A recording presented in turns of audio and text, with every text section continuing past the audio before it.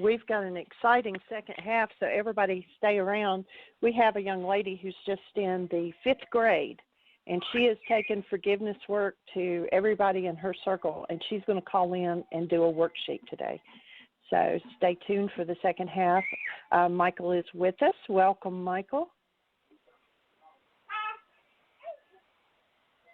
All right, Michael, I best hang up so he can come on. Okay. Michael, are you there? Oh, excuse me. I was mute challenged. I'm on, Tim. You're okay. And all right. It's nice to hear our littlest co-host is there. Yeah, she's back here. Yeah. And Rory, if you're already on the phone, if you would press 1 on your phone, that will put you up into the top of the queue so that we know that you're on. And so, Michael, if you want to do an introduction about her until she gets on the phone. Are you with us, Rory? A hand has not gone up yet. I'm looking up her phone number so I know whether she's on or not.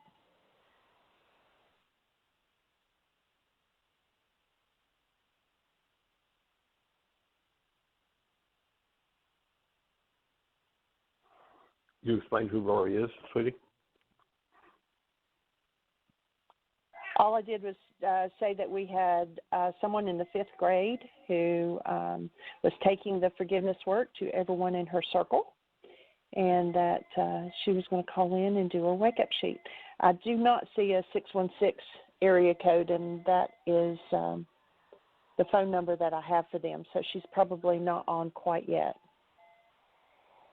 And I don't know if she's on spring break and at home, or if she's having to wait till a certain time to get between class, or I'm not sure. I just got an email from her mom this morning saying that she was going to call in and do the show. So maybe send her mom a quick text and see what her time frame looks like. Okay, I'll do it. So if you want to do an introduction while I'm doing that. In the meantime, welcome everybody. Delighted that you're here and honored to have this opportunity to get to play with you with these tools that bring forward this first century Aramaic process of forgiveness in the most amazing way. I'm up here visiting with friend Dr. Eleni Masharet. We did a Y workshop on Sunday, and there's a young man here who is former Russian military and converted and worked for the U.S. military, going through a lot of challenges, a lot of PTSD and such. And so we had a conversation about the work yesterday. I was just so delighted and amazed to see this young man. I don't know, he might be 30, carrying this load of trauma. And I mean, literally, when he spoke of, well, there's a particular person, I have this big, I have a lot of pain. They caused me a lot of pain. I said, well, you'll notice that the pain's inside of you and that this is your opportunity to heal. And his reply instantly was, oh, okay, I see. So she's trying to help me heal. It's like, whoa, this gentleman has got it on target. Just the comprehension was just amazing. And so I understand that Rory is with us. Is that true? Are you there, Rory? Yes, hello. Hi. Well, hey there, young lady. Hello, how are you? I'm good. Can you get a little closer to the microphone? Your voice isn't very loud. Okay.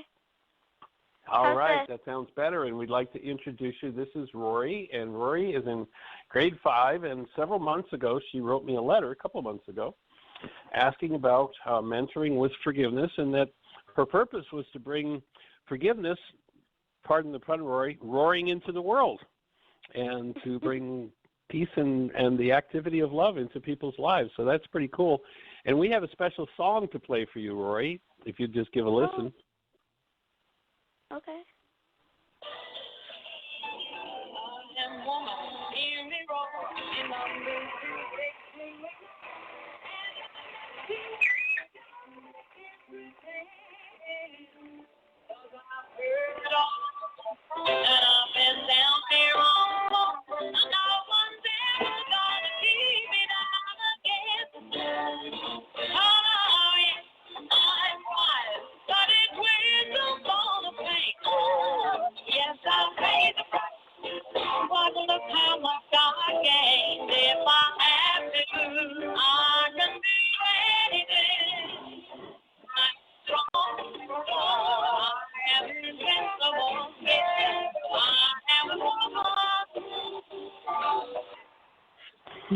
So we're delighted to have your voice with us, Rory, and we're glad you're here. And, of course, the thing that cued me into that Helen Reddy song is that she talks about how this woman's going to stand up and roar. And here's Rory getting ready to roar into the world with forgiveness. And so we're honored to support you and do anything we can to move your work and your purpose forward in the world. And it's just awesome that you're taking it to your grade 5 classroom and willing to learn enough about the forgiveness process to present it to and teach it to them. It's just awesome. Congratulations. Thank you so All right. much. You are so welcome. So, what are we going to be doing here? Well, tell me what your questions are. Tell me where you want to go. I'll leave it to you to direct what you'd like to ask and what you'd like to see unfold. Okay, so my mom told me that you'd be like walking me through a worksheet. Could we do that? Absolutely, yes. I have the Level 4 worksheet from the book Healing Children, Loving Children open on my phone to work with you on it. Do you have any comments about your understanding of the forgiveness processes yet, or any specific questions before we actually start into a worksheet? No, I don't think so. Okay. Well, if you've got a copy of that wake-up sheet that was created by Julie Haverstick in her book Healing Children, Loving Children, for anybody who's not familiar with that, Julie is the woman that's doing the Pay It Forward program at Heartland right now, and she created a series of 7 different worksheets for working with younger people. And so this is worksheet number 4, Work It Out sheet number 4, and it's designed for the intermediate reader. And so have you got a specific worksheet, a specific thing that you'd like to work on, Rory? Yeah, I think so. On Monday, I was going to go to the library, and I got an email in my junk email from like a month ago, saying that the library owed me money for these overdue books, and it was sent like a month ago, and I was really mad because I did not put that email in my junk, and it just ended up there because my email thought it was a spam, and so I got really mad about that. Okay. Well, let's take a look at one of the first ideas to do with this forgiveness process, and there's a particular word that is denial that we have a special definition for in this work. And denial is what I do when I either think or speak as though something outside of me is causing something to happen inside of me. So when you say, the fact that this ended up in my spam and I didn't notice it and it made me mad, we would define that as denial. And what happens when you deny something that's going on inside of you, so, there's mad going on inside of you, but when you pin it or you hook it to something outside of you, then the tendency is to hide it deeply from yourself, which makes it hard to heal that mad part of your mind. And so the idea of forgiveness is to bring that hidden part of the mind forward so that we can bring it to the presence of love and dissolve it. Does that make sense? Yes, that does make sense. Okay. So then there's a workshop we do called responsibility communication. And responsibility communication would say that, okay, so if this happens and anger comes up in me, then my language that would help me to see the hidden part of my mind is, wow, when I found that in spam and found out that I owed the library money and it was a month ago, that brought a lot of anger up in me. And when I say that, just the fact that I use my words that way, I give my mind permission to start to show me the hidden part of my mind that's based in anger. And when I can see it, I can heal it. As long as I can't see it, I can't heal it. So let's go ahead and do the worksheet on that. And anybody who wants to tap in, Jeannie, is there an easy way for people to tap into the Work It Out sheet number 4? Well, if they click on the bullseye on their website, whyagain.org, that takes them to, I'm clicking over here at the same time, so I'm telling them the right button. So if you go to whyagain.org, click on the bullseye in the middle of the page, and then go down to where it says stress, reality management, wake-up sheets. And that's where like the 7-step and all those are. And if you scroll down just a little bit, you'll see Julie Haverstick's Healing Children, Loving Children, and go down to Work It Out sheet number 4. And actually, I'm putting a link into the notes for the show, and then I'll go ahead and save it. So if you wanted to open up the archives to the show, it'll be there in just about 1 minute too. Cool. Okay. So then step number 1 with Work It Out sheet number 4 is to acknowledge that what I think in my head is what makes up my reality. So I think I'm looking at something outside of me, but really when I'm mad, I'm looking at something that's moving inside of me. And so that's the first step. So when you're presenting this in the classroom, you want to just let the kids know, okay, so, you know, you'll notice that something happened in the room and somebody was mad and somebody was sad and somebody was afraid and somebody was in tears and somebody wanted to run out of the room. Everybody's got a different reality. There was one thing that happened, and that's actuality, but then everybody's got a reality. So step 1 is just admitting that I'm bringing my reality of anger to this situation. And then step 2, I seem to be upset because this person, in this case it would be the library email, and so you'd fill in that first blank with my email in spam from the library, or whatever way you say that. Yeah, like my email thought that an email from the library was a spam, and I didn't see it until the other day. Okay. And then, so that's what you'd write in the what happened space. And step number 2, and make sure that as you do that, you breathe, because when we start to look at things that bring up pain that we want to hide from ourselves, the tendency is to hold the breath.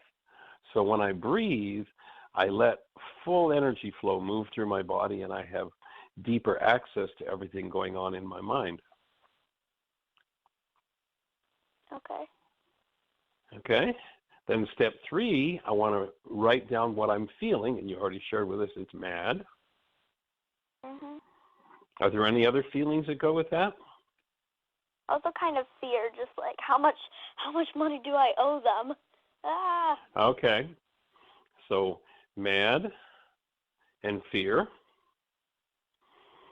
And actually, we would suggest that you do one wake-up sheet or work it out sheet on being mad, and then do a different one on fear, because they're going to be, they're different worksheets. You know, when you look at mad in a situation like that, mad has, you know, is triggered by a goal for that email to have come into my hands in a timely way, where fear has to do with, oh, how much money do I owe? Am I going to have enough?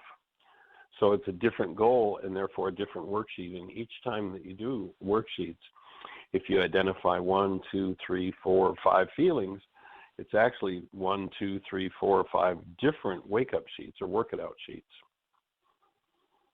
And then you might draw. So let's work on the mad one for now and leave the fear one alone for the moment. And so you might draw what mad looks like to you in that little box to the right of number 3, I feel. And then, what's that look like? It might be a lightning bolt or, whatever it is for you. I always draw like one of those like red hot mad emojis.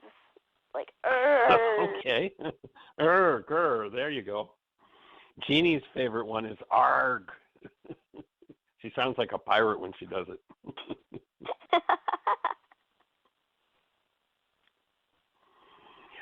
Okay, so then number 4, I want to feel better. And write or draw your feelings. So you've written them down and you've drawn them there. And then the acknowledgement of, I want to feel it. There's a neat thought in the Course in Miracles where the Course says, I'm feeling something other than love. And what I really want to do is feel love. Wouldn't it be a good thing if I were in error here and I can just return to love?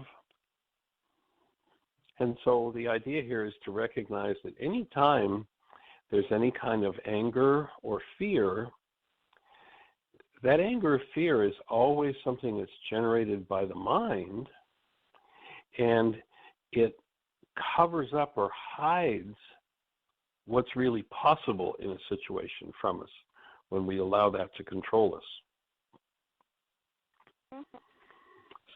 So number 5, I'm upset because I'm thinking I want things to be my way. I feel that I'm right. And then once again, acknowledgement, this upset is my reality. Okay? And then in number 6, what you do is you look at the goal that's behind this reality, this perception. There's some Harvard research that says that in a time frame where 10,000 brain cells are firing, it's like, they're measuring electrical activity in the brain, and they measure the firing of 10,000 brain cells. And what they tell us is that the maximum number of those brain cells firing that can get information into conscious awareness is 9 bits. Just 9 tiny bits out of 10,000 firing is what my reality is made of. So I'm looking at just a small fragment of what's going on inside of me and outside of me when I'm looking at things through this, we'll call it the 9-bit mind. And if there are 10,000 brain cells firing and I'm only seeing 9 bits, the question then becomes, well, what determines which 9 bits of data I get to see? What selects that for me? And here's the whole key and secret to forgiveness. My perceptual realities, the constructs in my mind, are always driven by goals. It's like, if you, let's say you want to play basketball. Let's say you're really good at basketball, and when you go to college, you think you should be able to get a scholarship. And so one of the things that you'd want to do is you'd want to play in a game where there are going to be recruiters in the crowd. And, there might be 100 athletes on the field, and you want to stand out for that recruiter because you want that recruiter to recruit you. You want that recruiter to pick you and say, come on, I'm going to give you a scholarship to go to college. Well, a goal is just like that. It's the recruiter. Out of 10,000 brain cells firing, 100 athletes on the field, the goal recruits the data or selects the data that's going to build my reality. And in this case, the goal, whatever it is, and we want to identify that goal, the goal is recruiting data based in anger. So if you look at this situation where there's anger, and it seems to be about this email getting lost in your spam, what's the goal there? What goal do you hold in that situation?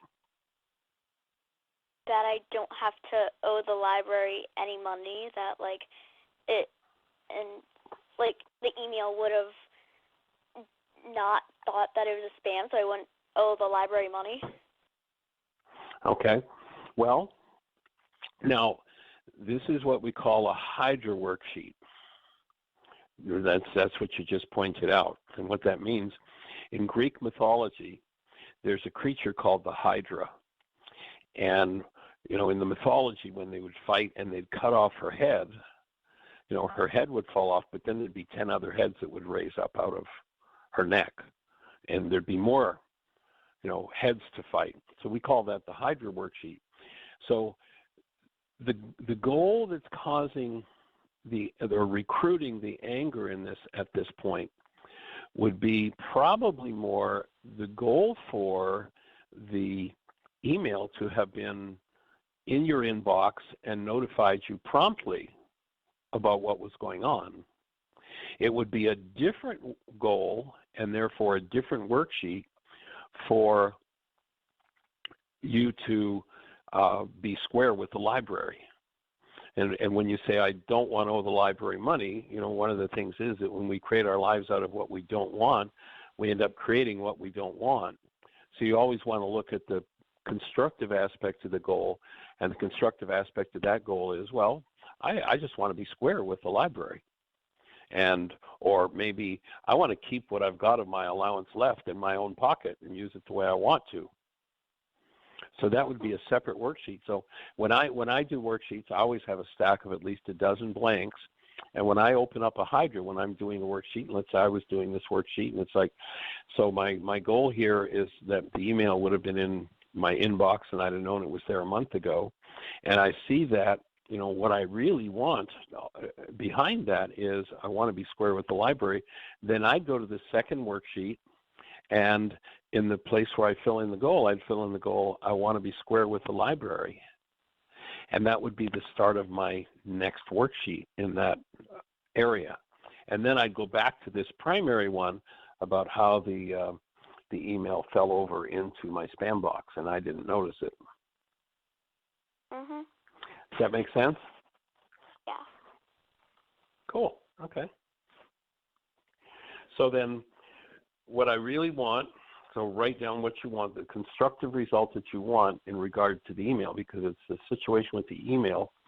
Yes, it involves the library, but the money owed to the library is a separate issue. Triggered the anger, this email being in your spam. So how would you write down what you really want, number 6, in regard to the spam? What I really want is for my email to not think that the library is a spammer. Okay. So once again, that's what you don't want. And this is something that, the world kind of trains us to think in terms of what we don't want. But if you put that in constructive terms, what you really want, what would that be? For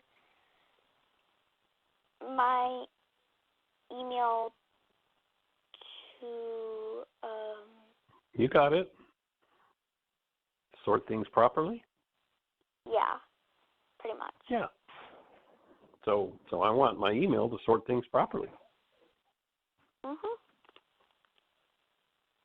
Yeah. And there might be another underlying issue that's involved there, and it might be, and this might be another worksheet. I don't know, just guessing that this could be another potential worksheet, and that is that what I wanted was I wanted to have had enough awareness to have put the library on my whitelist so this would show up in my inbox. So that might turn into a worksheet about myself if I were doing this worksheet. Yeah. Just as a possible aside, because oftentimes these things are, they're tangled together. So that could be another worksheet to do too. Yeah, and that might tie into, why didn't I do it right, or I did something wrong, or, what might I get to forgive there or heal there. Yep. Yeah, okay. Definitely. So as you think about that goal for your email to sort things properly, what happens to your breath?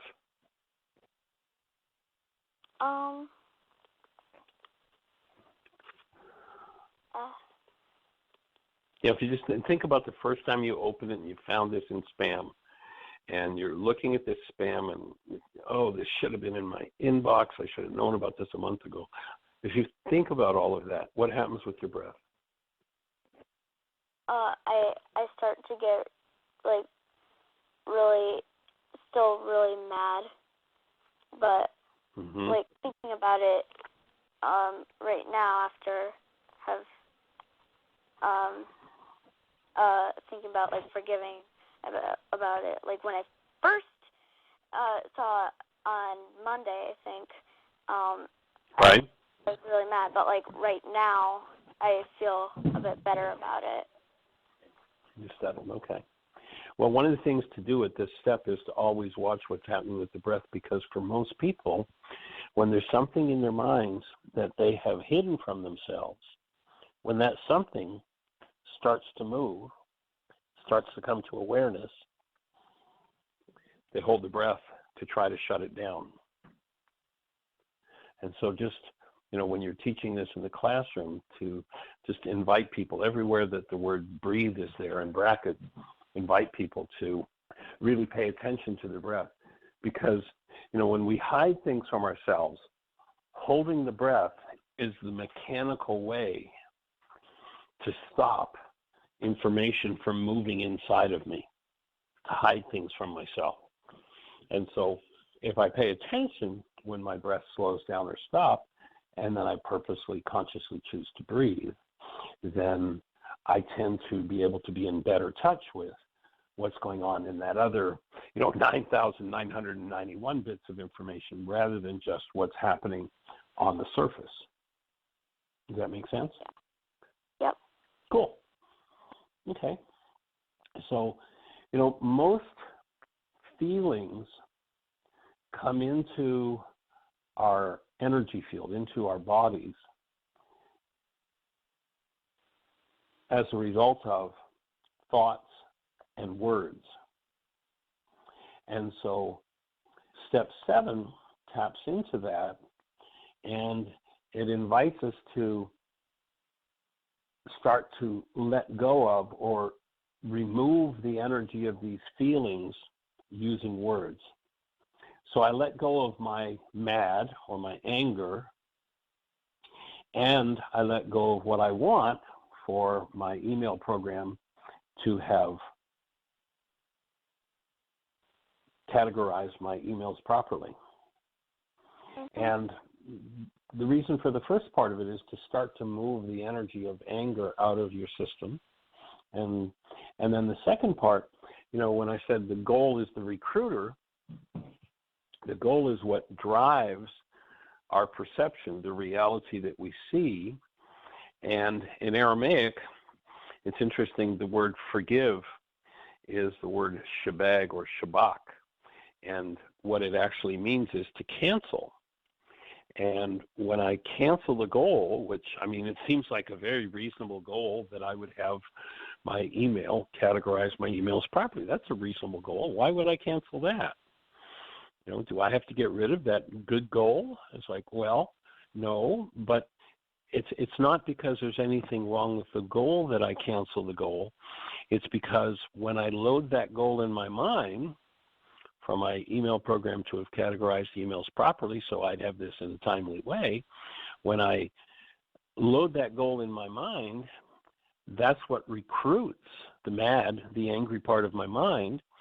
And so when I cancel the goal, I get rid of the recruiter, and the picture in the surface mind, the 9-bit mind, collapses. It sort of just falls in on itself. And so when I cancel a goal, I don't cancel the goal because I don't want it. I don't cancel the goal because I can't have it. I don't cancel the goal because there's something wrong with it. I cancel the goal because when I load it in my mind, it recruits a part of my mind that's unconscious, a part of my mind that's in some form of fear or hostility. And so when I cancel the goal, what happens is that which has been recruited, let's imagine we've got the recruiter out on the basketball court, and they've recruited 20 students that they're going to invite to go into their, college program and have each one have a scholarship. And all of a sudden the recruiter says, program's over, everybody go home. That's kind of what happens when you cancel a goal. The driver is removed from the mind, and the whole perception based in anger collapses in on itself. And when it collapses in on itself, I get to look at what's underneath it, what's under the surface. And so how about doing those two steps? I let go of my feelings of anger or mad, and I let go of the need for the email program to have sorted things properly so that I'd have access to the information in a timely way. It sounds like that would be a more complete goal, that it was about having access in a timely way. Yeah. So I'm not just canceling that and let go of it. You might just say that out loud. I cancel my need for the email program to be sorted properly so that I have access to information in a timely way. Yeah, I never check my junk email, and part of it is like my anger at myself. Like, why didn't I check that? There you go. So that's your next worksheet. That's where if you've got a blank there, I'd go in and write that exactly. Oh, I'm mad at myself because I didn't take care of this. That's kind of the Hydra worksheet. So if you've got another blank worksheet there, I'd write that into the second worksheet, and then we'll go back to this one.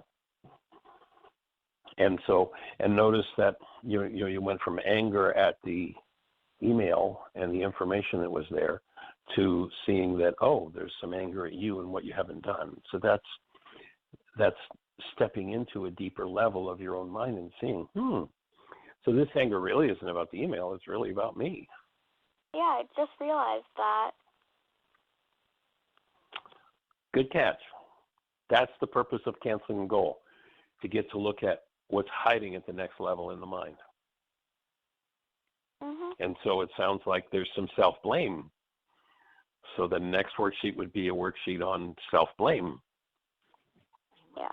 And, maybe the goal on that worksheet is, gee, if only I were perfect. And then you cancel your need to be perfect. Yeah, perfect. Okay. So then number 8, on the next level, now when you start processing something like perfection, we know your mom, and I'm sure she's never had to do things perfectly, right? That's never been an issue for her, having to be perfect and do things right. No. So there's probably a good chance that there's a genetic component to this, that you've inherited it and then you've seen it play out in your environment. And so when you start tapping into something that maybe goes back many generations, and if you think of, you've just got this tiny space in conscious awareness called the 9-bit mind, how am I going to process, something that maybe is a generational issue that's gone on forever? You could maybe have a conversation with your mom and see if she ever watched her mom or dad having to be perfect. And you might find that it goes back a long way. So the next step, once I start to get the insight in my 9-bit mind, oh, this is about how I should have done it right, then what I'm going to do is I'm going to ask for help in processing these deeper hidden parts of the mind. In Aramaic, what was taught 2,000 years ago is that there was a power in us that was feminine. Most of the religions today speak of this power as masculine, but it's really a feminine energetic force or elemental force. And what it does when we're willing to invite it into activity is 2 things. 1, it will undo the effects of our errors. And 2, it will teach us the truth. So in 8B, I'm asking this power to go to work in me. I'm asking for help. Now in Aramaic, the name of that power is Rukudukudsha.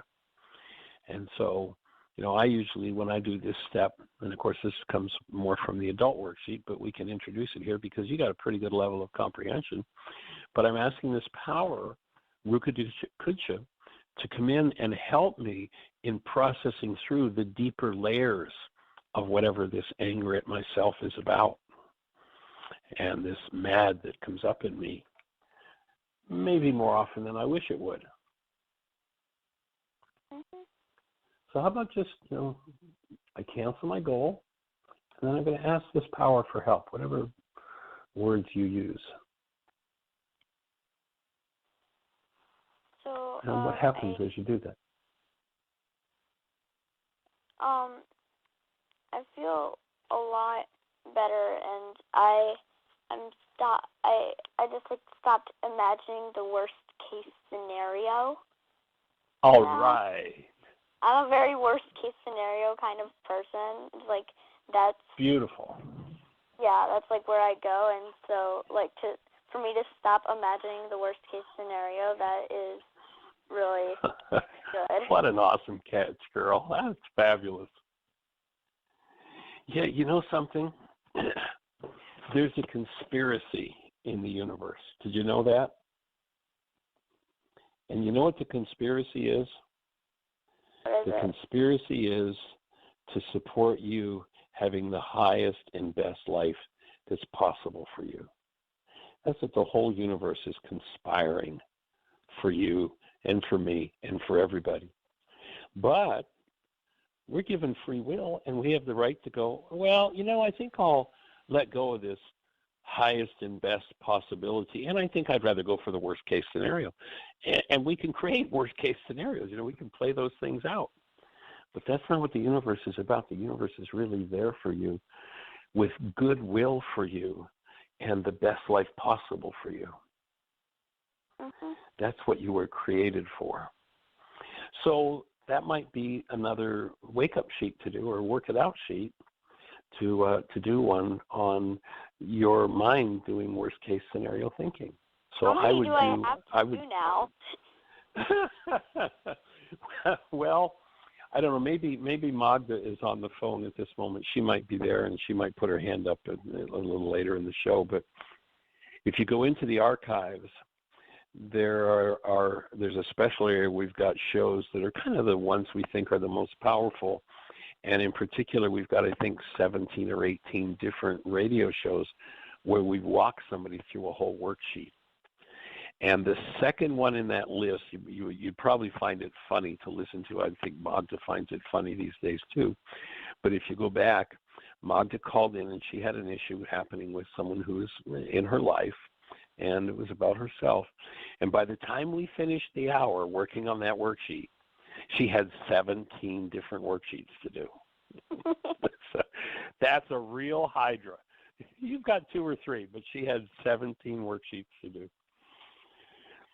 So yeah, that would be another one that, you know, heal this part of my mind that thinks in worst case scenarios and retrain my mind to think in terms of best case scenarios. What's the universe here to support me with? The universe is here to support me with whatever I want, but the overriding the energy of the universe is to support you in your highest and best, unless you have a different idea. And as you forgive that part of your mind and you let go of that worst case scenario game, you can just change the whole game. That's awesome. Nice catch, woman. Yeah. Thank you. All right. So now number 9. I'm a loving person, and I want to feel my love instead of my upset. So I'm making staying connected. Here I'm making a choice that staying connected to the active presence of love is more important than any of the garbage or stuff that I carry around with me. And then I'm willing to be in that space and be connected to that love. Your sister is younger than you, right? Yeah, she's 8. And you are? I'm 10 years old. 10. Do you remember when she was born? You were 2, that was pretty early. No. Yeah, I was only 2. I do remember I was really excited to have a little sister. Were you? Do you remember ever holding her?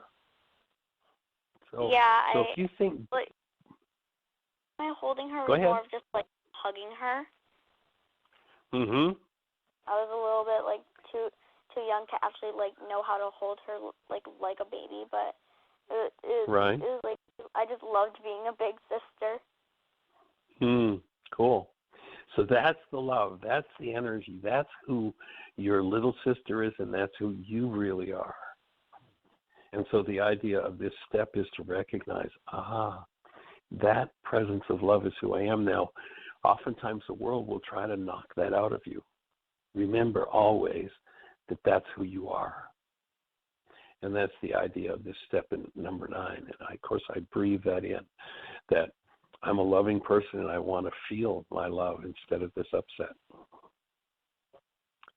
Mm-hmm. And then in number 10, document how you're feeling. What's happening for you? Well, is it the smiley face or is it the sad face? Yeah, it's the smiley face. Sometimes when I'm doing these worksheets, I draw a neutral face, normal, just it's better, but not great. But I'm not right all now, the way yet. Yeah, right now it's a definite smiley face. Cool. Nice. So you could just put that smiley face in that square beside it and make a nice big one, be cool. Mm-hmm. And so notice that this situation that brought anger up in you has a gift for you, and that's a smiley face. When you choose to be responsible for your anger and let go of your anger, and you've just processed out a whole layer of that mad part of your mind that you don't need. It will never serve you. It will never tell you the truth. It will never guide you rightly. And so step 11 is to acknowledge the gift that this is. So I see the love in you, number 2, and that's going back to the email situation in the spam box. And when you do a worksheet on something like this is an inanimate object, an inbox, in a computer program. When you do it on yourself or on an inanimate object like that, if I get up in the middle of the night and stub my toe on a chair, I may want to destroy the chair. That would be a worksheet on anger toward a chair. So when I do one on an inanimate object or myself, I talk to it or I talk to myself as though I were a third person. So in this case, I see the love in you, the gift that you've given me, email going over into spam, and I'm willing to, and here you set a loving goal in regard to that. And the loving goal might be, I'm going to remember just, regularly to check my spam box so that I don't set myself up for this again. And at the end of the day, I find the overdue books, bring them to the library, tell the story to the librarian, and I go home without having to pay any money. Okay, so notice your focus is still about paying money. Yeah. So if your focus, remember that focusing is a creative act. So if I focus on paying money, what am I likely to end up having to do? Pay money. Pay money, you got it. So how could I word that to achieve the result that I really want? And what is the result that I really want? Rather than the result I want to avoid, what's the result I really want? The result I really want is for the books to go back to the library and for my email to sort things properly from now on. Right. But then in terms of the paying money part, what I want to help you do is to correct your language on the paying money part, because when I focus on, and what I really want is not to have to pay money, then I'm going to tend to create having to pay money. And so this last step might be more like, I get the books back to the librarian understands and tells me to let go of the debt. Yeah. And now I'm free and I still have my allowance. Yay. I would Yay. have to have my mom. I would have to have my mom pay the money, though. Yeah. Well, we'll see you being able to explain it to the librarian, and the librarian seeing it was just a mistake and say, I'll tell you what, dear, we'll just let that go. Yeah. Does that work? Mhm. Well, we'll hold the space if that's a possibility, and that's what you're able to create. Okay. And that's how forgiveness is done. So, does that leave you with any questions? I don't really think so. What's the difference between like for the intermediate readers and like the easy readers and the adults, like is there anything different? Like how is it like worded different? Like is there anything that's missing from some of the other? Well, no, it's just that it's a simplified version, so it doesn't go into as much detail in the earlier worksheets as it does in the later worksheets. Like, ultimately when you get to the adult worksheet, there's going to be a step in there where you cancel the goal. You actually write the goal in a space and you cancel the goal, and then you invite that power to go to work. So it's more detailed. We pretty much covered all the essential points. But, if you go to the 7-step wake-up sheet that we use, there's just more detail in it. And I pretty much squeezed the detail in so that you'd have all of the key ideas in this simpler worksheet. Mhm. And it's one that's meant to start. It's like you start doing math in school and you do 1 plus 1 and 1 plus 2 and 1 plus 3. You don't do 437 times 936. You have to develop some brain cells for that. And so the idea when Julie did this, and I don't know, Jeannie, is Julie happen to be with us? Maybe she'd want to share something. But when Julie did this, she was working, she was a kindergarten grade 1 teacher. And so she wanted to develop this to work with kids right from kindergarten on up. So the first worksheet is for the kindergarten kids, and then, grade 1 kids would work the second one, third one, fourth one as they build the brain cells. And building brain cells means I build into my mind an understanding of ideas that yesterday I didn't have any understanding of. Yeah. So that's the idea of building brain cells. And so hopefully we helped you to build some brain cells today. And you helped us to build some brain cells because I explained the process differently than I've ever explained it before. And so that little shift helps me to see things just a little bit differently and a little more completely. So thank you. You're welcome. Thank you. All right. Rory, well, this go will for it, be sweetie. one of our special shows that we put on, and I will send your mom the link so you'll be able to download it and re-listen to it. You can also play it to your friends or whatever, so it'll be there forever for you to go back to and re-listen. And I would just like to also say thank you because you all are the ones that introduced me to that little box that you use that you can draw the worksheets. And that looks like an Etch-a-Sketch, and you put the worksheet in it, and you can use the colored pens and fill out the worksheets and then erase it. And that's just really cool, the neon lights and all that. And so I carry those on our table with us and sell them and tell people, this helps make it interesting for children to use. So you might want to also incorporate that board when you're teaching some of the other kids too. They might think that's fun. Okay. Yeah. Yeah, it is pretty cool. And we had a hand go up. And okay, I don't know if they might have a question for Rory. Julie's not on there, but let's see. Does 901 have a question for Rory? Area code 901?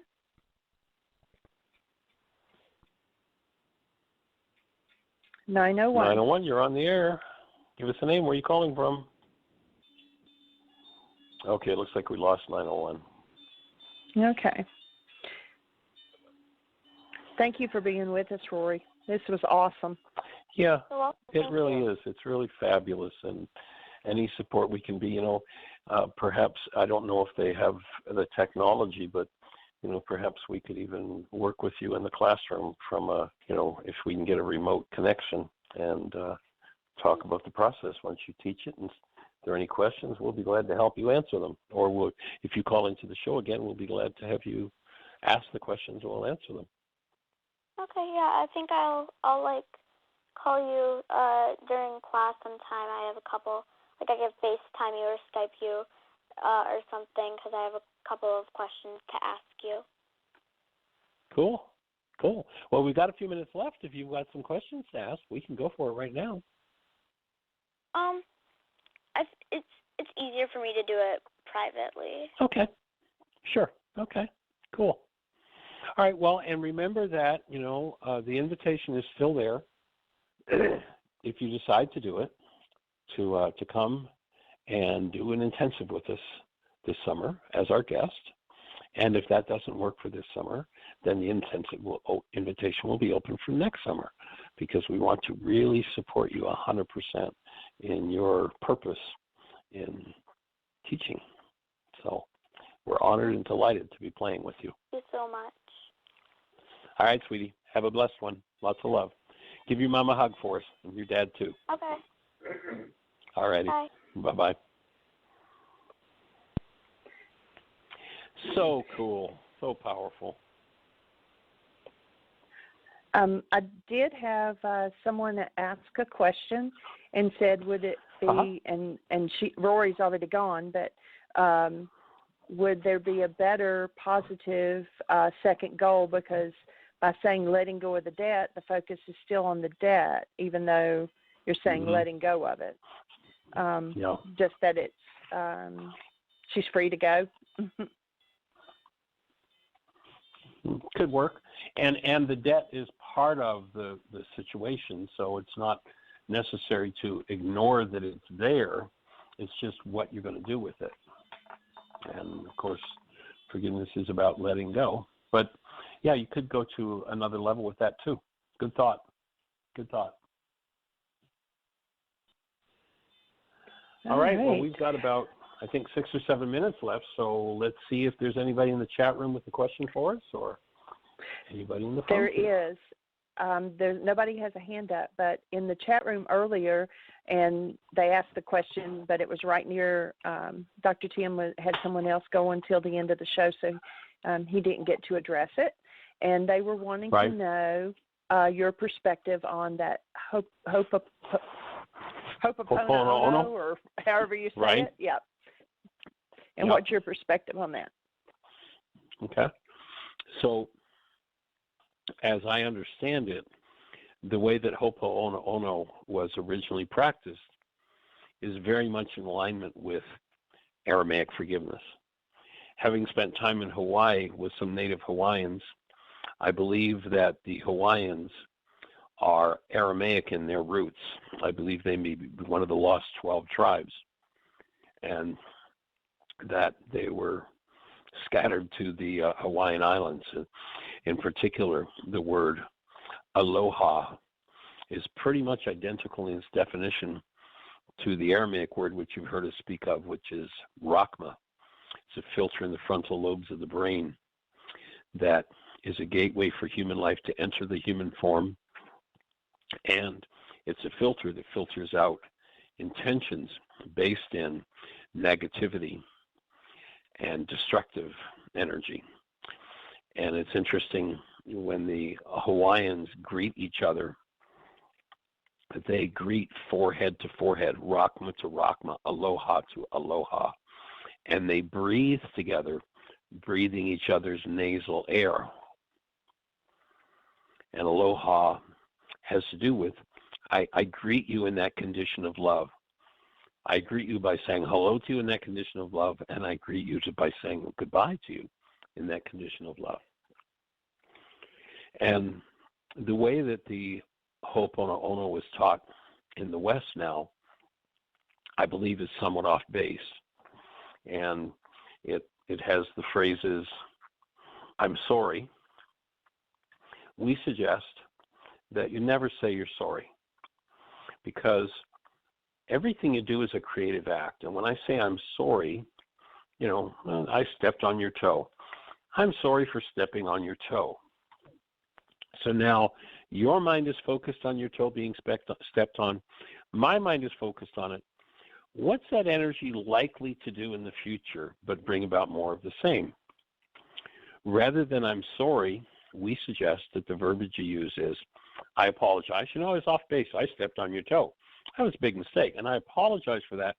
And then you focus in on a conversation about what you're going to do in the future. So I apologize for stepping on your toe, and in the future, I'll make sure that I'm aware of where your feet are and keep them safe.